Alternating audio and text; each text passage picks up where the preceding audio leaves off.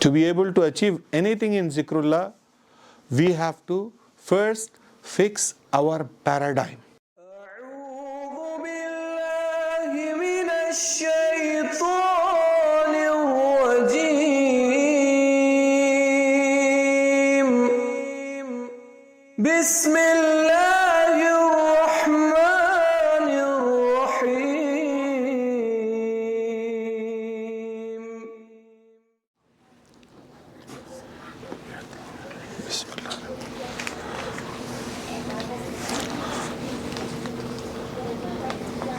Alhamdulillah wal minnatu wassalatu wassalamu ala al-khatimain zil bayyinati wal jannati wa ala alihima wa ashabihima alladhina hum fazu bin nafsil mutmainnah.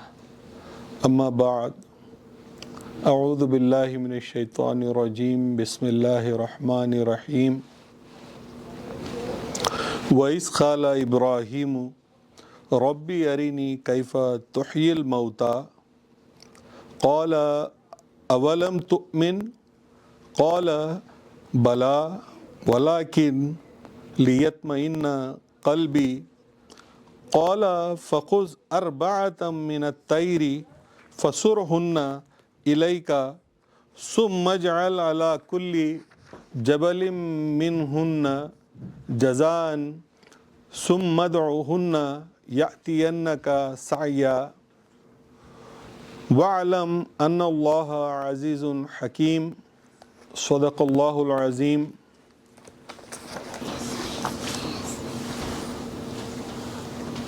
Assalamu alaikum wa rahmatullahi wa barakatuh.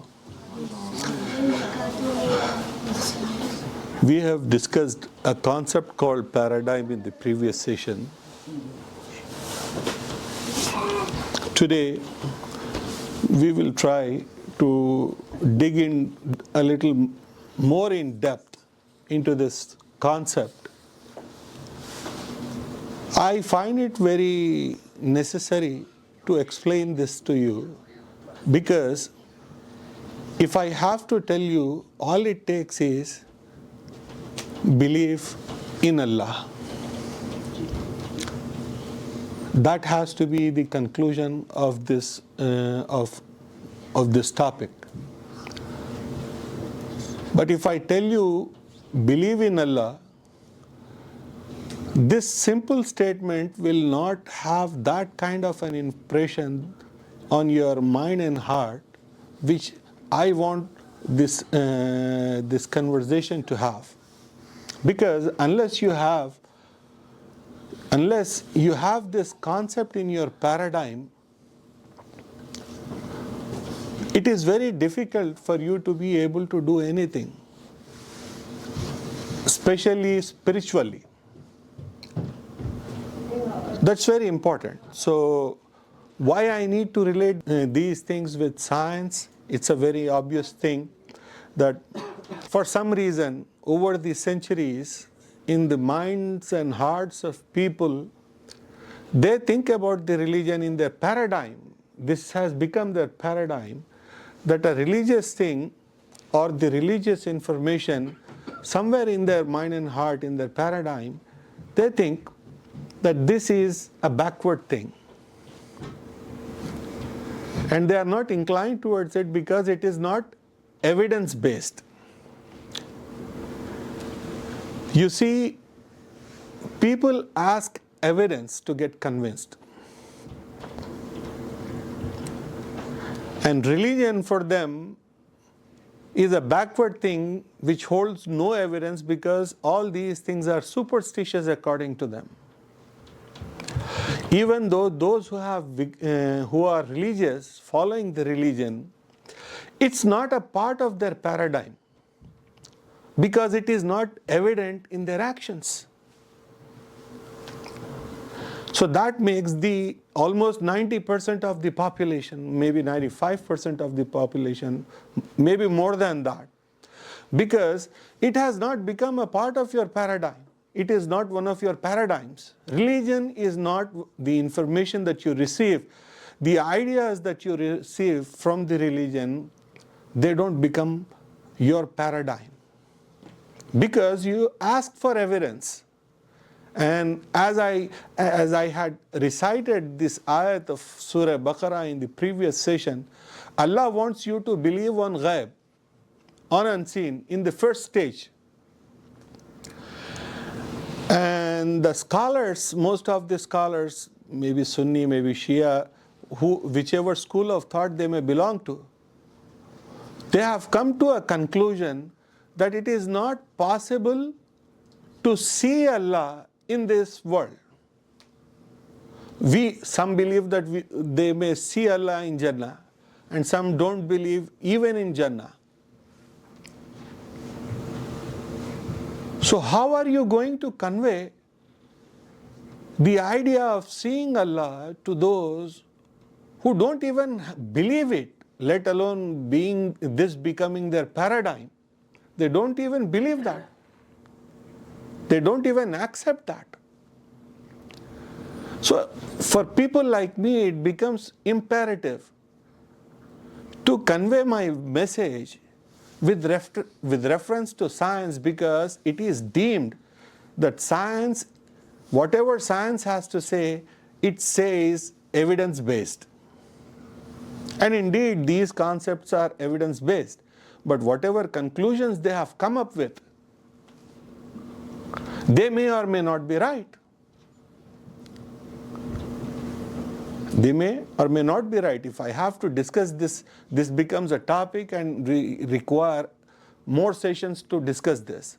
So as we are focusing on Zikrullah now, so we will discuss only the concepts that are related to Zikrullah that may be beneficial for you to be able to understand Zikrullah.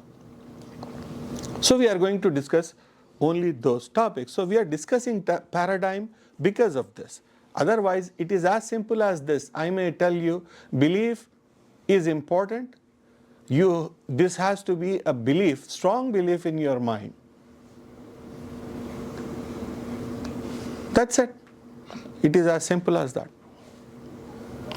But we are trying to understand it in such a way that it becomes a part of our true belief. Now, if I have to give you a word in Urdu, what is paradigm? What can be a proper word for paradigm? You may say soch, khayal. You may say khayal. Let us get back in previous session's topic where we discussed paradigm and try to understand this. Let me define it for you so that you can tell me what should be the word. So the most famous definition for paradigm in the scientific community is, it is a group of habits. They say it is a group of habits programmed in your subconscious mind that control your behavior. I partially agree with this. As a man who would want this to be absolutely scientific, I would think about it. I will not just take it. I mean, when they are willing to refuse religion because they are unable to find evidence in what religion has to say, then how can I accept their statements without getting convinced? The idea of subconscious and conscious brain is not appropriate according to me. That is a topic for another day. But what I want to tell you here is that there is another famous statement about definition about this paradigm. It says, series of events that have happened in your life and the meaning you gave to those events. Series of events that have happened in your life and the meaning you give to those events. And some say there is another third opinion, definition, set points, as simple as that. But I think all these are partially correct, not completely correct. According to me, your conscious brain receives information from your senses, 5 senses, eyes, ears, whatever. If you are studying something, you have to use your eyes. If you are observing an action, you have to use your eyes. I mean, to know anything, you need to use your senses. You gather information using your senses. The information gets processed in your conscious brain, and your conscious brain concludes it and passes it into your subconscious brain. Your subconscious brain needs to get convinced to an extent that it agrees to trigger an emotion, positive or negative, whatever it is. And that emotion has the ability to influence your course of action, your behavior. You have seen fire. We discussed this example in the previous lecture. You have seen fire. You have witnessed it and experienced it by getting burnt from it. So your eyes have seen it, your body has felt it. You got to know that it has got the ability to burn. Now, the information that your eyes and skin have transmitted into your mind, the conscious brain processes it and comes up with ideas that how this is not good for you and how this is good for you. It tells you that fire has the ability to burn. Now, if it concludes that it is a bad thing and you have to stay away from it because it hurts. Because it hurts. Is it correct? Yes. Of course it hurts. But staying away from fire, is the idea correct? No. No? No. Even though it has the ability to hurt you, you need to explore other ways of using it to make it useful for you. If you try that, you will come to know whether there is a possibility or not.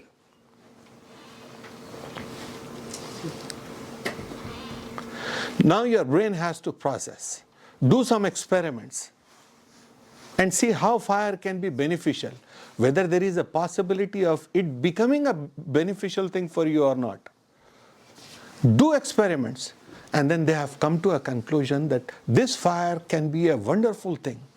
If you choose to use it in a proper manner, in a productive manner, you can cook with it. You can do a million things with it.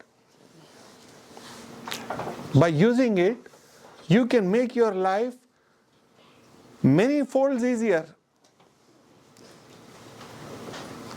It becomes so easy for you. Now the information has been processed by your conscious brain and it has been sent into your subconscious brain. You kept giving evidence. So with whatever evidence you have given, your subconscious brain gets convinced by it, concedes the idea, perceives it, and then the idea has become your paradigm. Because It has the capacity to influence you emotionally. And that emotion has the ability to affect your course of action. It is evident in your behavior. How relatable is that? After understanding this concept, now you give me a word in Urdu that is as close as possible to paradigm. Can you give a word? In a previous, for the previous lecture, I used the word nazariya. In the bracket, besides paradigm, I wrote the word nazariya. Is that a correct word? I gave it. And I thought about it again and again and again and again. Is that sufficient? Is that relevant? Yes, it is relevant. But that is not the complete meaning of paradigm. It does not hold the complete meaning of paradigm. So, what should be the correct word?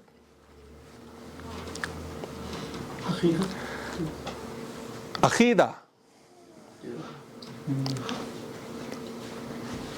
Belief.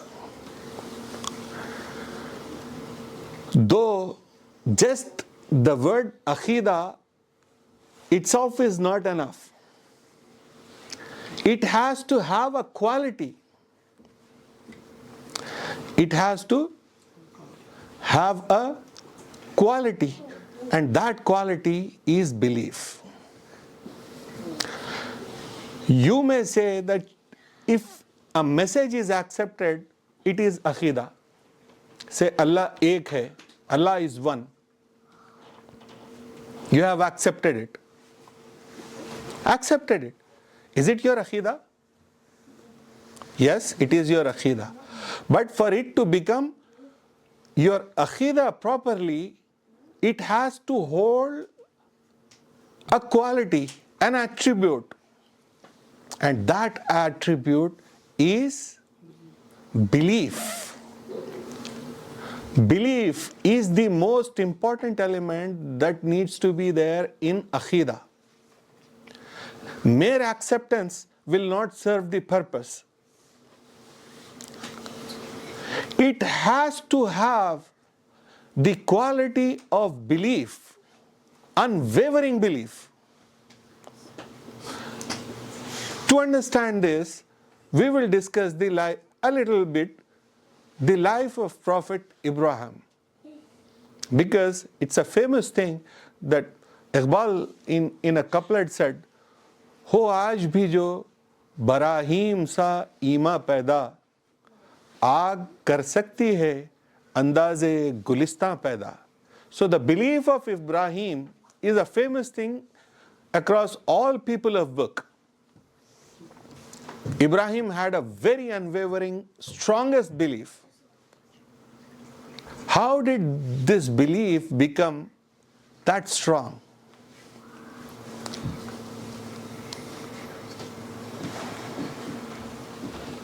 Ibrahim was informed or educated by Allah Tabarak wa Ta'ala that do not worship anybody other than Allah.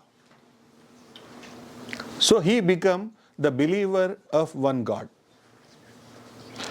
And what was the nature of this information? You don't know. It was his observations from his early age. It has come in Quran, and it is there in all the books. You may get into that and try to explore and try to understand what is there. He saw stars and started believing that these are the brighter things, so they should be my God. And then he saw moon and said, this is brighter than the stars, so this should be my God. And then he saw sun and said, this should be my God. This is how Ibrahim kept exploring his options, until Allah Himself revealed to him that this is not the reality that you are trying to understand. The reality is that there is no other God except me, that is Allah, and you should not worship anybody other than God. Now, with belief on God, will you not believe on the attributes as well? When Allah says He is capable of making dead alive, will you believe that? As a believer, of course you will believe that. Did Ibrahim believe? Yes, of course, Ibrahim believed that. So Allah gave him the information. Allah gave him the information that he is capable of making dead alive. Then the information was processed in Ibrahim's conscious brain. He got agreed, for whatever reasons, we don't know how his brain worked, what reasons his brain gave for the conscious brain to accept that fact. We don't know that. But Ibrahim believed it. His conscious brain accepted it and conveyed the message to his subconscious brain. There it was not accepted. That's what I am trying to convey in today's lecture. You have been taught about religion. All we are discussing here is La ilaha illallah. Nothing other than that. Because this is the topic we are discussing. We are discussing Zikrullah, and Zikrullah is nothing other than La ilaha illallah. Tawheed. That's what it is. So you have been told to believe La ilaha illallah. There is no God other than Allah, except Allah. Now where did this belief went in your life? It is there. How did you receive this? Your father, mother, teacher, society, parents, elders, they have told you. People like me have told you to have belief in Allah, La ilaha illallah. It went into your conscious brain. It was processed there, irrespective of whether you have accepted it or not. Thoroughly, irrespective of whether you have been convinced by the idea or not. Because it has been repeated so many times in your life, you got habituated with this idea, and this went into your subconscious brain. You see, I will discuss the factors that will affect a paradigm. For this to be a proper paradigm in your personality, in your brain, for this idea of La ilaha illallah to become a proper paradigm of yours, you have to be mindful about so many factors that will influence this idea. And among the factors that will influence a paradigm, that has the ability to change a paradigm, shift a paradigm, correct a paradigm, is repetition. Repetition of a thing, repetition of an idea, repetition of a concept. So the repetition made your conscious brain convinced, and it went into your subconscious brain. There it is sitting idly. It is not having the quality of being able to trigger an emotion. That is lacking. So it is not a part of your paradigm. Was it a part of Ibrahim's paradigm? Yes, but not before his subconscious brain got convinced. He was holding this belief for a very long time, and very hesitantly he addressed Allah and he said, Qala, Quran says, Quran explains the incident. It said, Qala, Rabbi 𝐒𝐞𝐬𝐬𝐬𝑥𝐲. He is asking to Allah, "O my provider, how do you make dead alive?" Now see, the beauty of the incident is that Ibrahim was believing in the idea. He is not a common man, he is a prophet, a messenger. Ibrahim is not a common man. He is a prophet, a messenger. And this prophet and messenger needed something to make the idea his paradigm. A belief that has no hesitation. A belief that has no doubt. So an idea on which there is no doubt will be a paradigm for you. For Quran to become a paradigm in your mind, you have to get above all doubts. Otherwise it is not your paradigm. So Ibrahim very reluctantly, very hesitantly addressed Allah and asked Allah, "Rabbi, kaifa tuhyil mauta?" Tell me, O Lord, how do you make dead alive? And in response, Allah replies, "Awalam tu'min?" Don't you believe? See, who is talking to whom? Allah is talking to Prophet Abraham, father of all prophets. We say we are mu'mineen, we are the believers. And in response to a question, Allah is telling Ibrahim, asking Ibrahim, don't you believe? Are you not a believer? What a question that is. Doesn't it awake your thought? Do we not need to question ourselves? When Ibrahim is being questioned by, asked by Allah Ta'ala himself, are we not supposed to question ourselves? Where do we stand?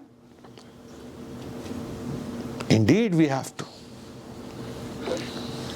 Where do we stand? Ibrahim, in response to Allah's reply, says,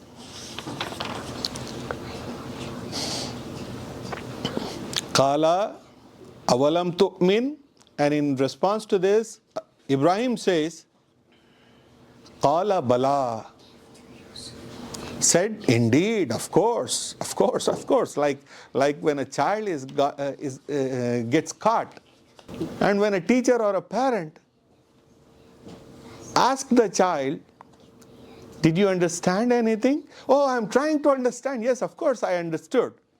When a teacher was giving a lecture, she was trying to explain something, and the child's mind was somewhere else, in something else. And teacher asks a question, and the child says, yes, I do understand. Just like that, Ibrahim is telling Allah, Bala, indeed, walakin liyatmainna qalbi. Of course I, so that my heart gets convinced. How beautiful is that? A prophet reflecting his humanly nature. A prophet setting an example to make you understand as a human, to be able to relate what you feel, what you go through in this process of belief. He is setting up there an example for you. Prophet himself, Prophet Abraham himself, is asking Allah for what? Evidence. To get convinced. Of course, the end goal is to get convinced. But he is asking for evidence. He is the father of all prophets. And he is asking Allah for evidence.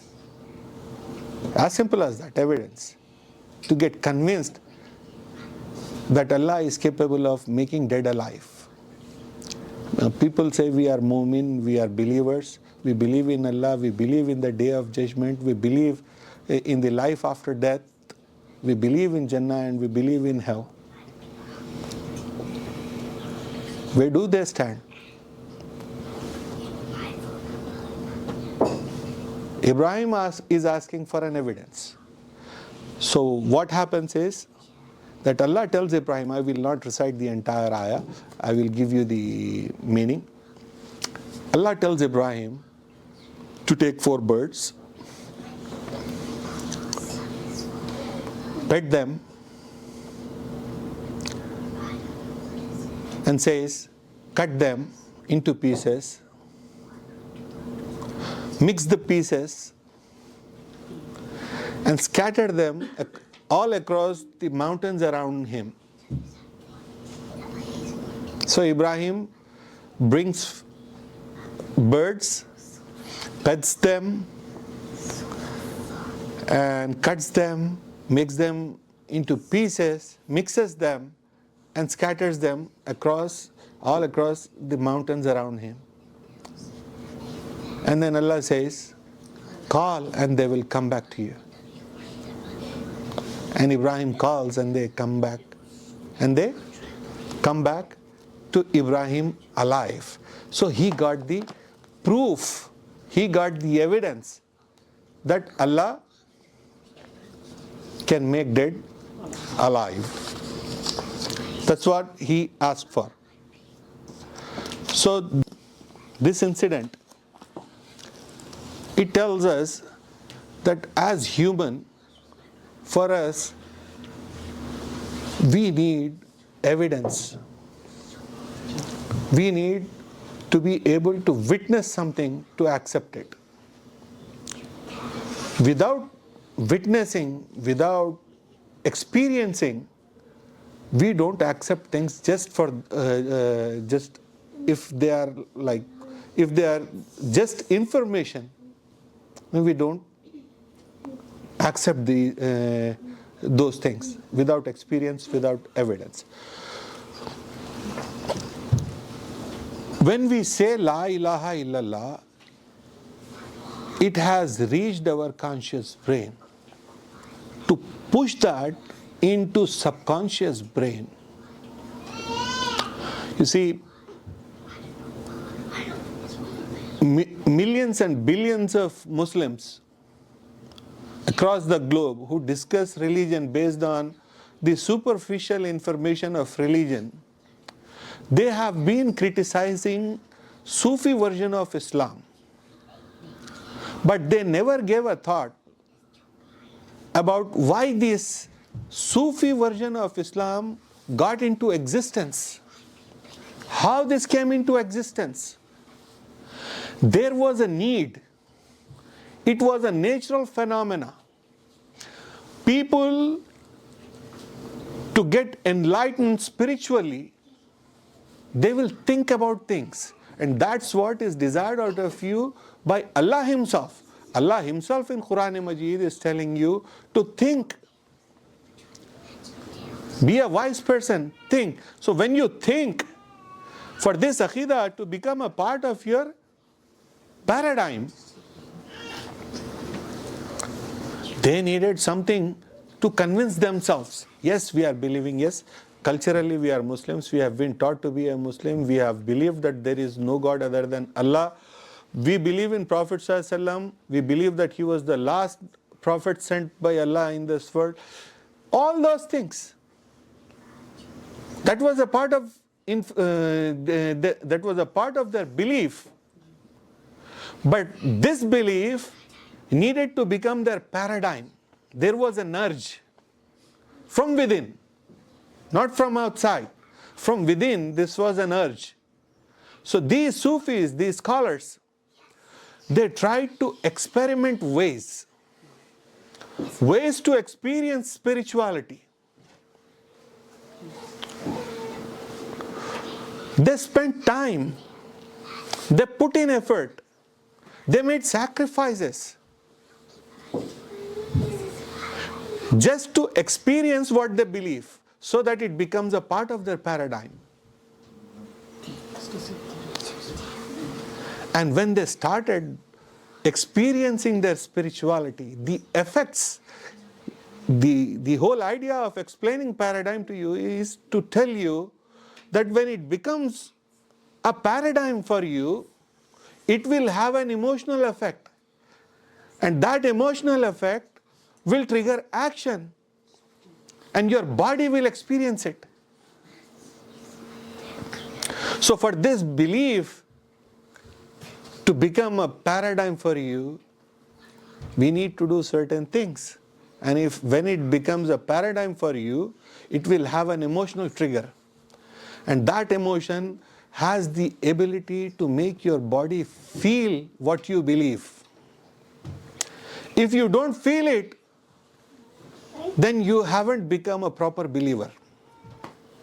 Still something is lacking. Still your belief is lagging behind. So you have to progress. You have to grow in your belief. The whole idea of Zikrullah is to make you grow in your belief to an extent that you will feel and experience your belief. This belief now is in the stage of subjectivity. For most of us, the beliefs are subjective. But when it becomes a paradigm, then that belief, you will experience it and you will feel it, and then you will see the objective results of your beliefs. That's very important. That's a very important thing. So we are trying to achieve something in Zikrullah. Then what's the point of doing Zikrullah without understanding this idea? You see, we were doing Salah, we were doing Hajj, we were doing all those religious practices, prayers and everything else. And now we have turned towards Zikrullah. Why did we do that? To feel something, to experience something, to achieve something objectively. And if we don't receive anything objectively, then what's the point of doing this just mere subjectively?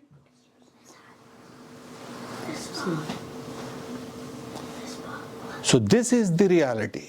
This is the fact of the religion. Experience it. Feel it. Then only you will progress in your belief. Otherwise, it is superficial. There is a verse in Quran Majid that says, قَالَتِ الْأَعْرَابُ آمَنَّا.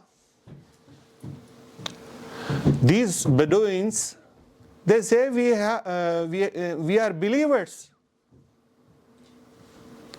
And Allah is telling Prophet to tell them, قُولُوا أَسْلَمْنَا. You people say we accepted Islam. You did not become a believer yet. So there is a difference between becoming a Muslim and becoming a Mu'min. Becoming a Muslim and becoming a believer. Becoming a Muslim is accepting Islam. And becoming a believer of Islam, you have to experience it. The idea has to get into your subconscious brain. The idea has to possess the quality to influence your body emotionally. If it does not have the ability to influence your course of action, your behavior, then there is no point in doing anything. There is no point in doing anything. So to be able to achieve anything in Zikrullah, we have to fix our paradigm. To be able to achieve anything in Zikrullah, we have to first fix our paradigm. Otherwise, if you recite anything unlimited number of times, you will not achieve anything, you will not gain anything from that. It has to show spiritual progress. And you will say it. Nobody else needs to, convince you about it. The evidence comes from within. Insha'Allah, tabarakallah.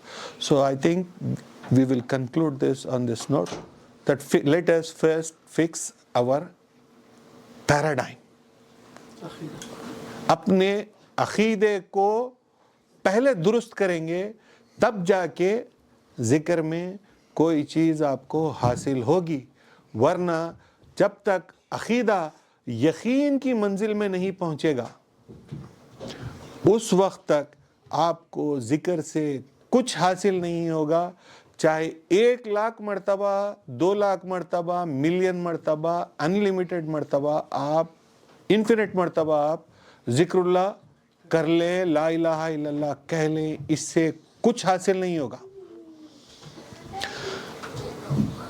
आपको अपने ख्याल को यकीन की मंजिल तक पहुंचाना होगा. जब ये ख्याल यकीन की मंजिल को पहुंच जाएगा, तो उसके बाद आपको वो ख्याल सिखाया जा सकता है जिस ख्याल से आप अल्लाह का दीदार कर पाएंगे.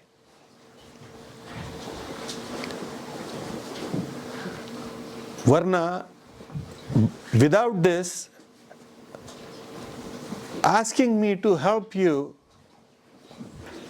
do anything in Zikrullah is like asking whether I can stand on Janimas for prayer without wuzu or without taharat. Is it possible? Can that be approved? No, that's not possible. That cannot be approved. So you have to go through this process of transforming your personality, the process of refining your behavior, the process of educating your mind, the process of providing satisfaction to your mind on the idea of religion. That's how you will achieve something. Insha'Allah, tabaraka ta'ala. Wa akhiru da'wana anil hamdulillahi rabbil alameen.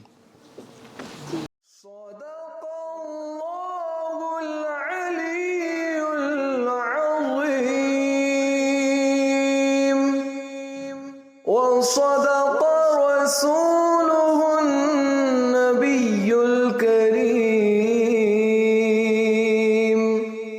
وصدق المهدي